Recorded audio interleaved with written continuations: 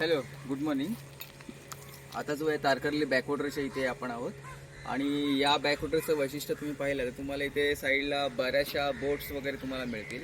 आणि या बोटिंगच्या साह्यानं आपण चांगल्या प्रकारे बघा बोटमध्ये ट्रॅव्हल आपण करू शकतो. आणि त्याचबरोबर हा जो एरिया जो आहे या एरियाच्या जर आपण बीचच्या पलीकडे जर आपण गेलो तर या ठिकाणी एक सुनामी आयलंड आहे. आता हे सुनामी आयलंड आहे, हे याला सुनामी आयलंड म्हणतात की जसं की 2004 साली सुनामी आलेली होती आपल्या महासागरामध्ये, हिंदी महासागरामध्ये.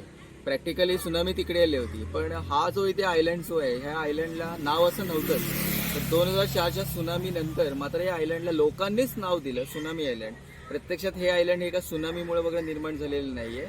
आणि या सुनामी आयलंड या तारकर्ली बॅकवॉटरच्या इथे जे आहे आणि या ठिकाणी जर पुढे जर आपण थोडेसे गेलो आपण तर तुम्हाला देवबाग बीच वगैरे लागतो. आणि इथे तुम्हाला बऱ्याच ॲक्टिव्हिटी तुम्हाला बघायला मिळू शकतात. त्याच्यामध्ये पॅराग्लायडिंग वगैरे आहे, पॅरासेलिंग देखील आहे, त्याच्यानंतर बोट रायडिंग आहे, बनाना रायडिंग आहे आणि त्याही व्यतिरिक्त स्कुबा डायव्हिंग अशा विविध प्रकारच्या ॲक्टिव्हिटीज आहेत. वॉटर स्पोर्ट्स ॲक्टिव्हिटी आहेत, यासाठी हे अतिशय फेमस आहे. आता हा थोडासा ऑफ सीझन आहे त्याच्यामुळं प्रेक्षकांची संख्या वगैरे कमी आहे, परंतु ज्या वेळेला सीझन असतो तेव्हा इथे आपल्याला सगळ्या बोट्स या पूर्ण भरलेल्या असतात. आणि त्याचबरोबर हा एरिया असा आहे की ज्या ठिकाणी तुम्हाला घरोघरी तुम्हाला हॉटेल्स दिसतील, राहण्याची जेवणाची सोय चांगल्या रीतीने आहे, होमस्टेची वगैरे चांगली फॅसिलिटी आहे. आणि त्याचबरोबर चांगल्या रीतीनं आपल्याला टुरिस्ट डेस्टिनेशन म्हणून मालवण जे महाराष्ट्र सरकारने घोषित केलेले आहे की सिंधुदुर्ग जिल्हा जो आहे हा पर्यटन जिल्हा आहे आणि त्यानुसार त्याला हे तोडीस तोड त्याप्रमाणे सोयीसुविधा जे आहे ते आपल्याला दिसत आहेत. धन्यवाद.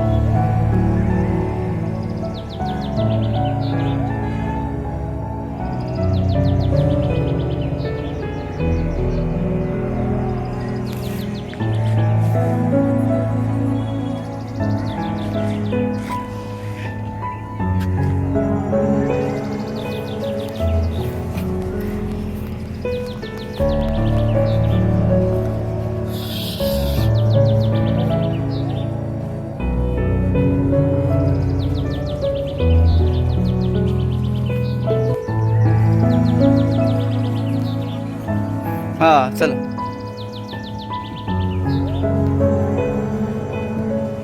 चल जाऊया ना आपण सेफ जाऊया. आता 1000 सांगत होते, 700 रुपयात काम आहे ना.